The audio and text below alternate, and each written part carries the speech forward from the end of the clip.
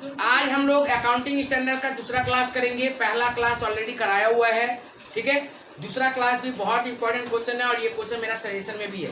जो अभी तक जो सजेशन नहीं फॉलो किए हो या फिर क्लासेस नहीं देखे हो, जाओ डिस्क्रिप्शन बॉक्स में, सब कुछ आपको मिल जाएगा विथ सजेशन सॉल्व, ठीक है। देखिए एग्जाम्पल नंबर 17 में क्या बोल रहा है। MP limited had outstanding equity share 3 lakh. Number of equity share कितना बोला बाबू? 3 lakh of ₹10 each as on 31/3/2019 after tax profit for the year 6 lakh. MP limited had 5,000 10% convertible debenture of ₹100 each to be converted into 10 equity share as on 31/3/2019। क्या बोल रहा है? देखिए बाबू, बोल रहा है और उसके बाद बोला calculate basic EPS and diluted EPS. देखो बोल रहा है कि 3 लाख इक्विटी शेयर था 10 रुपया करके, ये क्लियर हुआ पहला लाइन। दूसरा लाइन देखिए क्या बोल रहा है। बोल रहा है कि प्रॉफिट आफ्टर टैक्स कितना दिया बाबू? 6 लाख दिया, मतलब E80 दिया कितना सर? 6 लाख, ठीक है सर। क्योंकि हम लोगों को पता है, पिछला क्लास में मैंने बताया था, ईपीएस निकालने के लिए earning available for equity share holder जाता है। और earning available for equity share holder कैसे निकलता है sir? EBIT minus interest minus tax, तब जाते E80 आता है। और E80 में से प्रेफरेंस डिविडेंड माइनस करते हैं तो EASH आता है। ये मैंने पिछला क्लास में बताया है, ठीक है। तो यहाँ पे आपको डायरेक्ट दे दिया E80 और ना प्रेफरेंस शेयर है, तो E80 मतलब अर्निंग आफ्टर टैक्स ही क्या बन जाएगा? Earning for available for equity share holder बन जाएगा। तो E80 और जब प्रेफरेंस डिविडेंड ना रहे, मतलब समझ जाइएगा कि E80 ही क्या बन जाएगा? Earning available for equity share holder बन जाएगा। तो ये तो क्लियर हुआ। अब आया मेन बात। बोल रहा है कि 5,000 10% कन्वर्टेबल डिवेंचर। कन्वर्टेबल डिवेंचर का मतलब क्या हुआ? कि इसको कन्वर्ट किया जा सकता है। किसमें कन्वर्ट किया है? बोल रहा है 5,000 इक्विटी शेयर डिवेंचर है एट द रेट ₹100 ईच।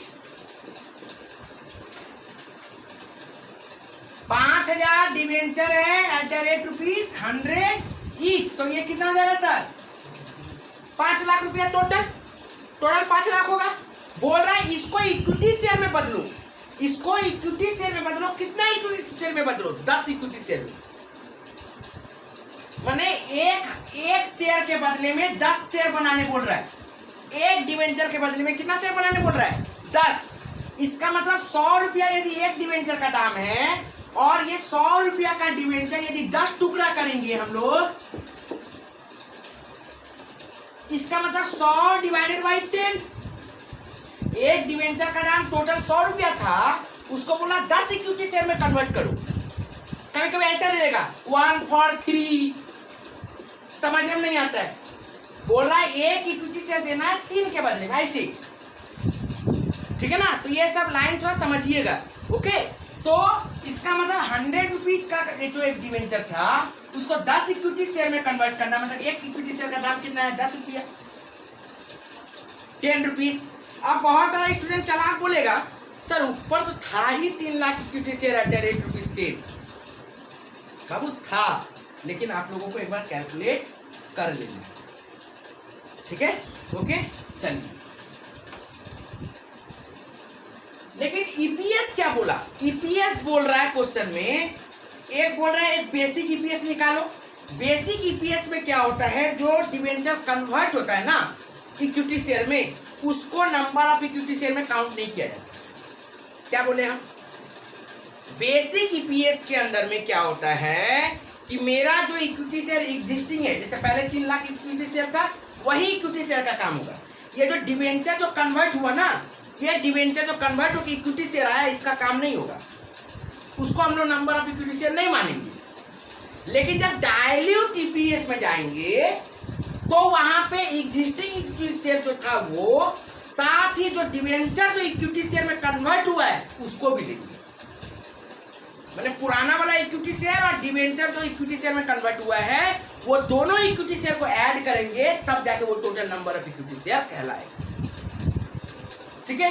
तो क्वेश्चन में 2 बोला, एक ईपीएस बोला, एक डाइल्यूट ईपीएस बोला है, तो हम लोग निकाल लेते हैं। और एक चीज, जब हम लोग डाइल्यूट ईपीएस निकालेंगे तो याद रखिएगा इंटरेस्ट जो हम लोग माइनस किए थे, ठीक है ना, छोड़ो उसको करवाएंगे तभी समझ में आएगा। अभी यहाँ पे बोलेंगे तो ज्यादा बोलेंगे तो बोलेंगे कहाँ है जा रहा है, तब से करवाएंगे।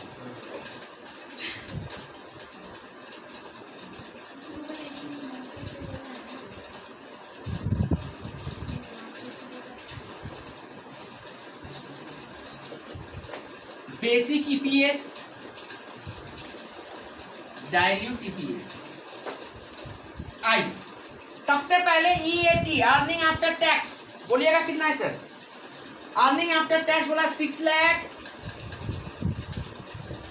और ये कितना बोला बाबू? 6 लाख, ठीक है सर।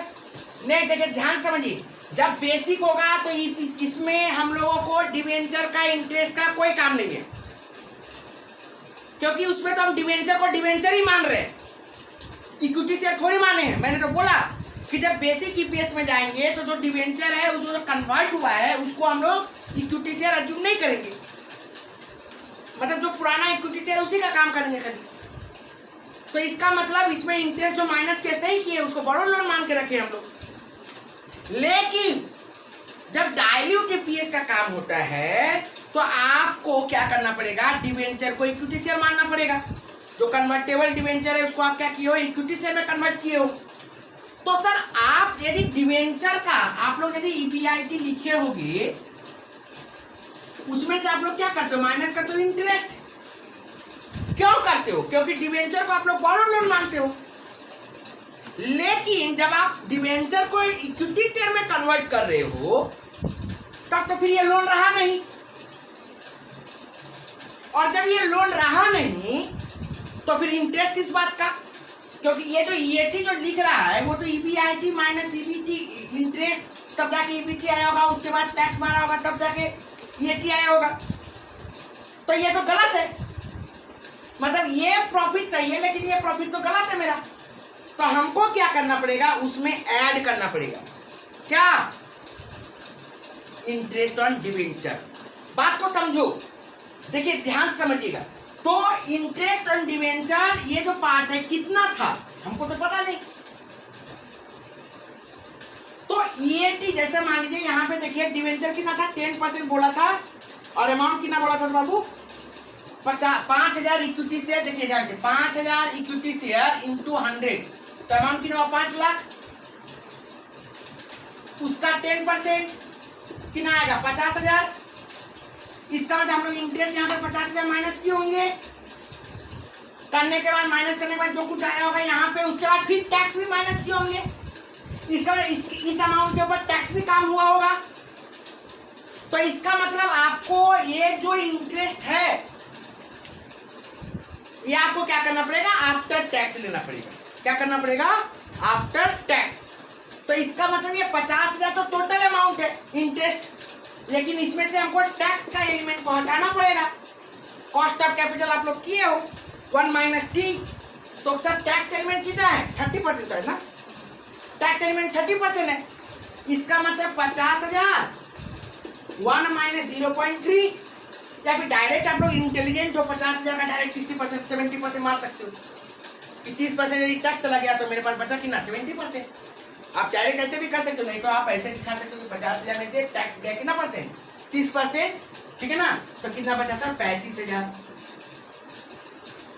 ओके, तो वो किस में आएगा? इसमें आएगा, डाइल्यूट ईपीएस में, क्योंकि इसमें हम लोग उसको बोरो नहीं मान रहे। तो हम लोगों को क्या करना पड़ेगा? ऐड करना पड़ेगा। इंटरेस्ट ऑन डिवेंचर कितना सर? सर 5,000 डिवेंचर था into ₹100 into 10% into 1 minus T. T मतलब 1 माइनस 0.3 या फिर 30। तो ये कितना आ जाएगा सर? 35,000। तो ये होगा 6 लाख और ये होगा 6,35,000। क्लियर है सर यहां तक? ओके, तो ये आ गया मेरा available equity available for earning available for equity share holder, EASH। अब आते हैं नंबर ऑफ इक्विटी शेयर। इसमें तो कोई छेड़छाड़ होगा नहीं, वही जो पुराना नंबर ऑफ इक्विटी शेयर है वही लिखेंगे, 3 लाख इक्विटी शेयर। पहला लाइन में चिल्ला चिल्ला के बोल रहा है। लेकिन दूसरा लाइन में जब डाइल्यूट जब करेंगे तो डाइल्यूट के अंदर में हम लोगों को समझना पड़ेगा कि जब डाइल्यूट का काम कर रहे हैं तो यहाँ पे तो जो कन्वर्टेबल डिवेंचर उसको कन्वर्ट करना पड़ेगा। कैसे हुआ कन्वर्ट सर? कन्वर्टेबल हुआ था कि 5,000 इक्विटी शेयर कितना करके दाम था, 100 करके, ठीक है ना। तो एक शेयर का इक्विटी शेयर का दाम कितना आता हम लोग का 10 रुपया। कैसे निकाले थे बाबू? ₹100। इस शेयर इस डिवेंचर को 10 टुकड़ा में तोड़ दिया था तो एक टुकड़ा का दाम कितना, ₹10। तो 5,000 इंटू 100 डिवाइडेड बाई 10, तो ये कितना नंबर ऑफ इक्विटी शेयर आ जाएगा बोलिए? तो पहले वाला 3 लाख जो था वो था प्लस 5,000 इंटू 100 डिवाइडेड बाई 10 कितना है बाबू? 50,000, यही तो। तो 3 लाख प्लस 50,000 कितना आ जाएगा? 3,50,000 शेयर। कितना आ जाएगा बाबू? 3,50,000 शेयर। तो हो गया। अब क्या चाहिए? हमको ईपीएस निकालने बोला है, नहीं निकाल लेंगे हम लोग। ये डिवाइडेड बाई ये तो 6 लाख डिवाइडेड बाई 3 लाख, ये रुपीस में है और ये शेयर है तो ₹2 पर शेयर। और ये 6,35,000 डिवाइडेड बाई 3,50,000 शेयर। कितना आया सर? ₹1.81 पर शेयर। बहुत इंपॉर्टेंट क्वेश्चन है इस टाइप का, ठीक है।